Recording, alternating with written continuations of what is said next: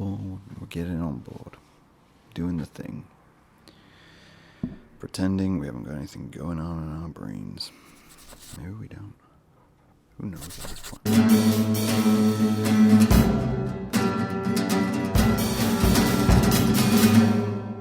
Sup kids, how are you doing today? I was recently talking to a friend of mine who you know came on the podcast named Kavi.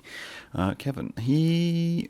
We were talking about this idea of the struggle which we have as creators, and it's something between me and him we heavily relate to, and I think I relate to this with Bruce as well. We went through this whole conversation of what it's like to be an artist, right? To be an artist and to try and get your work out there and suggest things and do things and try things, and that's really the biggest challenge of being an artist. Creating work is easy. Let's be realistic, artists, if you're out there. Creating work is fairly easy because you are compulsively creative. So creating work is never really a problem. Creating good work, now that raises an issue. That raises a whole conversation with yourself that you're going to have. So get on board with that. But there is a conversation to be had about artists, and I mean certain types of artists. Artists who would class themselves as perhaps multidisciplinary, right? And this is the topic of today's discussion. If you would like to join us, you can come along and join us. We're going to be talking about multidisciplinary things and why it's a cross to bear, why people choose to avoid it, why people really don't like the term, but also don't like to be categorized. This is the main issue, right? I think as a creative, and something which I've dealt with myself, is I don't like to be categorized in anything. I've got problems. We've all got problems. I've got big problems. But this is one which is right there. And that's the one we're going to talk about today. We're going to ignore the other problems and talk about this one. we have this issue of someone says, "What do you do?" And I'm like, "Well, I make things."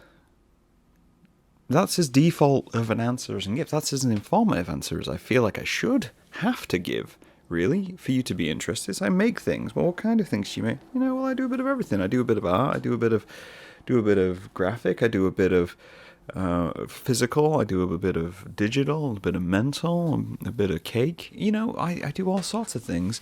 And so when someone asks me what I do, it's like, I don't really want to give you an encyclopedia of things. I don't want to give you a database of the things I make and see which one strikes a conversation with you.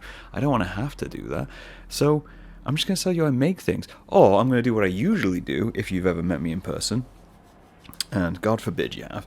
But if you've ever met me in person, there is a conversation we've had and you've gone, "What do you do?" And I go, "I don't do anything. I don't do anything. I don't really do anything." So now I have the challenge of I'm being introduced to people via other people. This is a thing which happens when you have friends who care about you. So they introduce you to people and they say, "This is Graham. He does these things." And in my head I'm thinking, yeah, but I don't just do those things, right? I do all these other things. Is this what you know of me? Is this what you think of me? Is this how our relationship is forming between us? And in reality, it's not like that at all. They're just proud of you. They want to care for you. They want to look after you. They want to shout your praises. I introduce my friends all the time about the things that they make, because the things that they make are fantastic. So you should check them all out. Whenever I recommend someone to you, I'm recommending them to you because I think they are good. I do not recommend things which I think are bad. That's bad recommendations. Back to my point. But they'll introduce me and they'll tell me, say, "Hey, this is Graham. He's an illustrator. He's an artist. He draws. He paints. He does all these kinds of things." Kevin introduces me in the best way, and I'd introduce him in the same way, which is he's a multidisciplinary artist, and I am also a multidisciplinary artist. But the reality there is that Kevin's most of his work before has been in music and audio and sound, and most of my stuff is visual. And between us, we create a whole person. Sorry, Kevin, I'm really dragging you into this. But that's the truth. We have that thing, and we have that whole problem of, you look around me. If you're watching the video of one of this, I'm sitting in a workshop of stuff, of of projects, of ideas, of potential, of items which I think will be good one day, or could be good one day, or maybe were already good, and now I'm just holding on to them for the sentimental value. And I find extreme value in that. I find extreme value and pleasure in being able to just do whatever I want. Right? That's the end goal when it comes to art, is creating whatever I want and trying not to typecast myself. But I worry about the typecasting thing. But let's skip back a minute. Let's get back to the point just briefly. Just, ever so briefly. Sorry if there's a crinkle. I'm apparently leaning on what can be described as negative film holders. See, I do photography as well. Why is being multidisciplinarily... I chose a bad word to start today. Why is it bad? Right? Title of this podcast. Why is it bad? Well, it's essentially bad from a marketing point of view, from an informative point of view, from a interest point of view, from an audience point of view. It is bad. Which then leads you down a path of slower audience retention, slower audience creation, and ends up being bad for essentially your ego as an artist, right? The conversation I've had, and I've had a few recently, has been how to get your work out there, right? How to get your work shown to people in a ever-increasing algorithmic censorship world, especially within online spaces. This is what Martin was talking about at the start of the year when we were talking about the internet isn't cool anymore. We're in these curated spaces, but the curation is done via financial means, which means ownership of these spaces controls what gets shown and what doesn't get shown. We used to be in a space where you could search by subject, and you could search by topic, and you could search by artist, and that kind of thing. And that's why I set up some resources like CoCoven, which is a zine directory, and this is why I started Nullpoint, because Nullpoint was a way of just engaging with the creative world outside. Both of those subjects, CoGovern, Nullpoint, have done quite well in terms of getting viewership, getting people to them to see what they are about, because they are zines, right? They're zines, which is a specific subject. It is a genre of creation. It's like if I was just a painter, right? If I was just painting, and I didn't mean to say just a painter, like, just a painter. No, terrible. No, I mean, if all I was doing was creating and painting, it would mean it'd be very easy for me to market it. It would be very easy for me to say, hey, I'm a painter. I do paintings. I don't know why my voice goes slightly more posh when I'm a painter. Maybe that's a prejudice I have. But I'm a painter. So I go do painting things, which means I can go to painting events. I can go to painting fairs. I can submit my work to galleries which exclusively deal with paintings. I can post in forums about painting and paints and brushes and all those kinds of things. And it's very direct. It's very to the point. People who say, what do you like? I like paintings. Well, congratulations. I do paintings. Isn't that fun? No. And that's essentially what they tell you in marketing, in business. See, I do know how to do these things. I'm not just chaos unbound. I have rules, I have regulations, I have methodologies of reaching the people in the world. But that's what they tell you. That's what the world tells you. That's what they'll tell you in a business view right now. If you go to a business meeting for your small business or your creations, the first thing they will tell you is identify your audience, identify the things which your audience wants, and then sell them that thing. In other words, identify your audience. Great, I make zines, I make paintings. Market to those people, and they will bring other people in. That's the 2 cents on how to market and publish and do all of these things. So where does that leave you when you write a book which doesn't fit one genre? You write a song which isn't genre specific. You create multiple things which are mixed media and blend into one thing or another and aren't quite what the thing is. It's that genre bending, media defying type of creation. Where does that leave you? Well, it leaves you here. It leaves you in this kind of space where reaching an audience is harder because you have to target multiple people from those audiences, and there's a high likelihood, and this is no offense to anyone in an audience, but there's a high likelihood that some of those people will never be interested in moving out of their range, moving out of their zone. I think music's a great example of this. talking about music recently and genres, and how you get people in a genre and they never move out of it. You know? Like you can be really into reggae, but you never really got into ska because it wasn't pure. You can be really into death metal, but you never got into emo-core. You never got into thrash because it wasn't pure, because it wasn't what you wanted, which is fair enough. You're allowed to have preference. Preference is a suitable thing to have within society.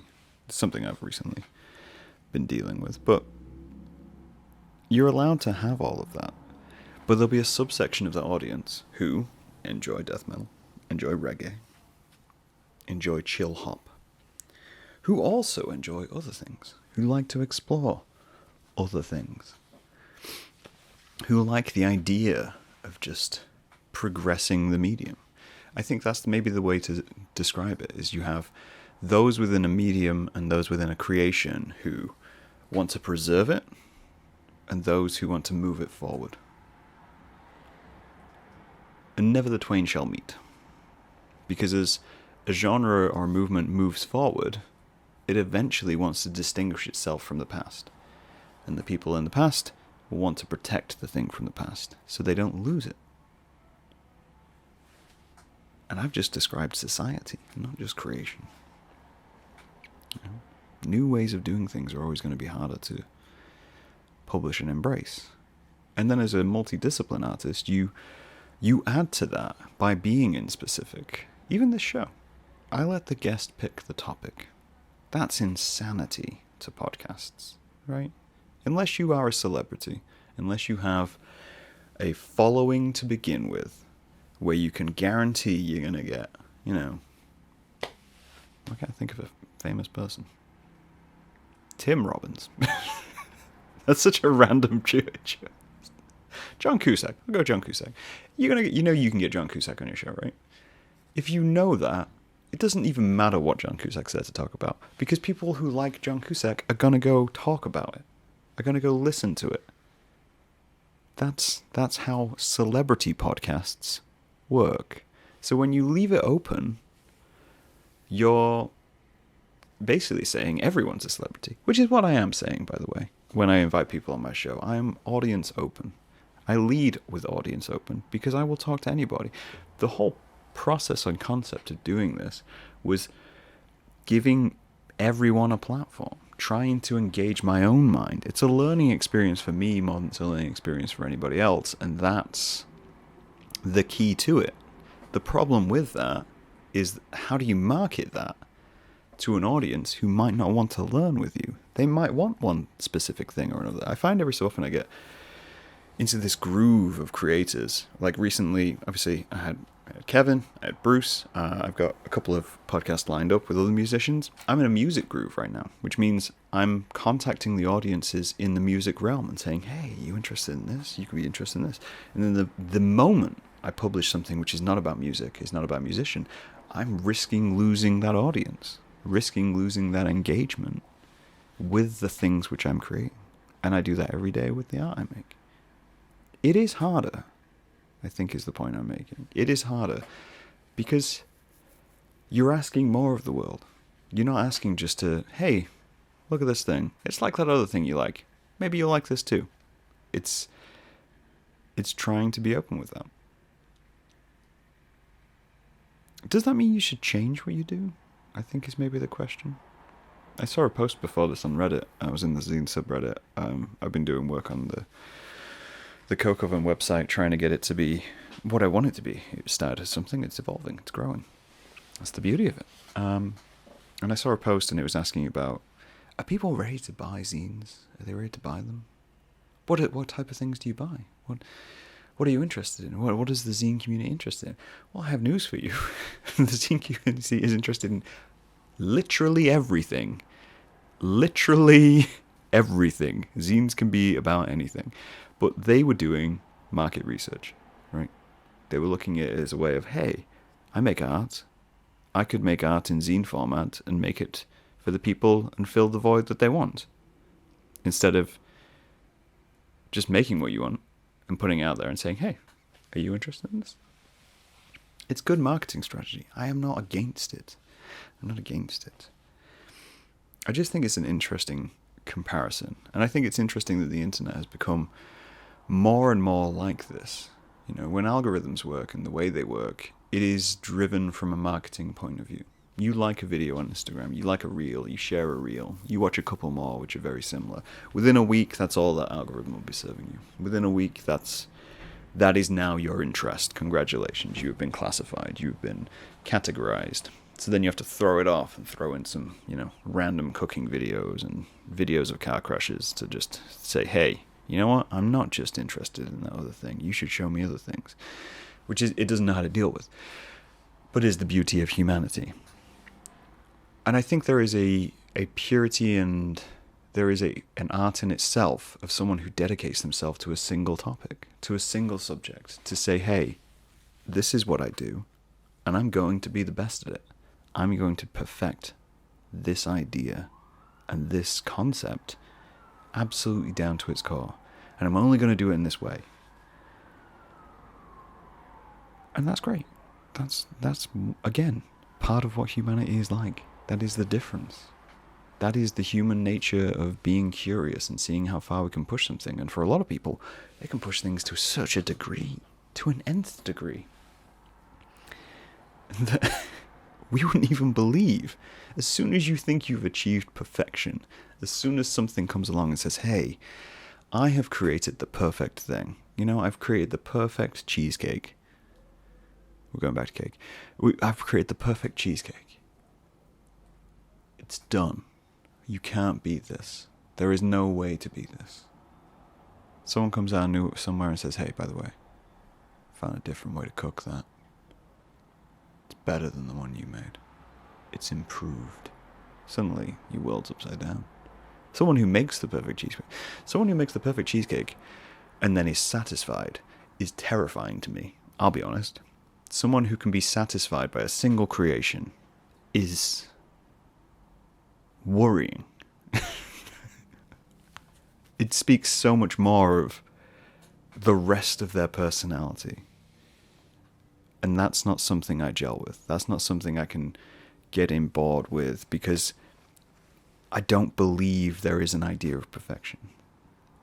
There is an idea of just chasing things forever and always, and that being the human experience, and that's what I'm trying to get at. When I make things, I'm just chasing cars. That's all I'm doing. What's going this way? Finish a thing there. All right, well, we'll go this way. We're all chasing cars. What's wrong with that?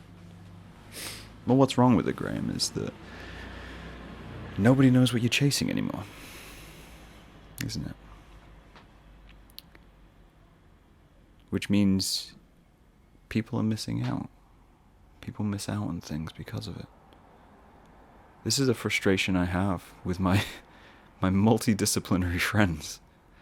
Is they make so many things and do so many cool creations, stuff which, if it was seen by the right audience, would be embraced in such a big way that when they're unwilling to bend and market in a specific way, you sat there going, God damn it. Why is there not more platforms for you? Why is there not more ways to get things out? And you eventually get frustrated and start a zine and start a podcast and go, right, you guys didn't have a platform. I'm going to build a damn platform because we need this. We need something bigger than just whatever that is, whatever cookie cutter nonsense is going on over there. Do I recommend it? I guess that's the big question. The method of being multidisciplinary is, in some ways, accepting that it's going to take you longer. I think maybe that's the message I have. I love multidisciplinary people. I love people with mixes and mashes of passions. No human being should ever like just one thing. They should be open to the world.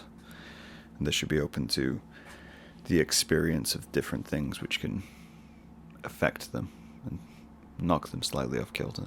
And I'm not saying you have to jump in rivers if you can't swim. All I'm saying is dipping a toe could be tranquil. And maybe that's all you need of the river, as it's rushing by you. What I'm saying is, if you are multidisciplinary and you are interested in all the things the world and the universe can offer, you accept the curse that it will take you longer to establish an audience. It will take you longer, if your goal is profit, to be profitable. It will take you longer to find a rhythm of working which works for you, because you're constantly second guessing every new idea, every new project. And that's hard. Let's be honest, it's hard at times. It's hard to be as open as you can be and grow in a world which probably isn't designed for you. So you have to make your own designs and methods of living which are not designed for you, so you have to make your own designs. Do I recommend it? Hell yeah. Does it make you feel alive and give you a sense of catharsis which is unmatched? Hell yeah. Could you get the same from being single disciplinary? More than likely, but I'll probably never know. If you do want to market, and you are a person who is engaged in many things, you can target audiences at the time you need to target them. You can find people's passions, and you can help them along the way. But you have to be willing to talk about the things you're doing and cater that talk to the people you're talking to. And I think that's the best advice I can give you. I've been toying more and more with the idea of creativity being more of a curse than anything else. It's a gift and a curse. I wouldn't have it any other way. I'd love to hear your thoughts. I'd love to hear if you're someone who creates in one lane. You know, you're a writer, you write books. Congratulations. I'd love to read them. You're a painter, you paint things. Congratulations. You do pop culture work. Congratulations. I'd love to see all of this. Bring it to me. I'm interested in all the things. Congratulations. You found an audience member who will just engage with things. But I'd love to hear about your approaches and how you deal with that. Until then, I'll talk to you guys later.